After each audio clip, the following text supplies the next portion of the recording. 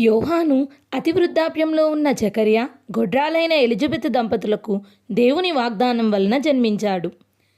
యేసుక్రీస్తు పరపురుషుని ఎరుగని కన్యకయైన మరియ గర్భాన దేవుని వాగ్దానం వల్లనే జన్మించారు. వీరిరువురు లేఖనము నెరవేరునట్లు దేవుని దూత చేత నామకరణం చేయబడిన దేవుని యొద్ద నుండి పంపబడిన వారు.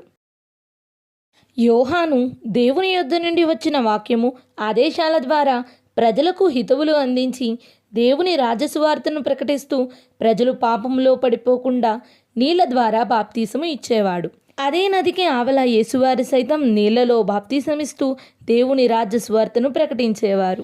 ప్రభువు హస్తము అతనికి తోడయ్యున్నది. నీతిమంతుడిగా పరిశుద్ధుడిగా గుర్తించబడినవాడు. దేవుని దయను మెండుగా కలిగి ఉండి నీతిమంతుడిగా పరిశుద్ధుడిగా ఉన్నవాడు. దేవుని రాజ్యంలో ప్రవేశించాలంటే యేసుని విశ్వసించాలి, యోహాను కూడా విశ్వసించాలని స్వయంగా యేసువారే చెప్పారు.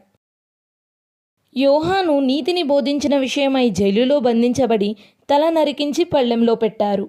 యూద ప్రధానులు పరిసయ్యులకు వ్యతిరేకంగా యేసువారు ప్రకటిస్తున్న సువార్తకు గాను రోమన్ ప్రభుత్వ సహాయంతో కొరడాలతో కొట్టించబడి సిలువ వేయించారు. ఫైనల్లీ యోహాను మరియు యేసు ఒకే కాలానికి చెందిన దగ్గర బంధువులు, సమవయస్కులే కాక దేవుని దృష్టిలో గొప్పవారిగా, దేవుని తరపున ప్రవక్తగా నియమితులైన వారు.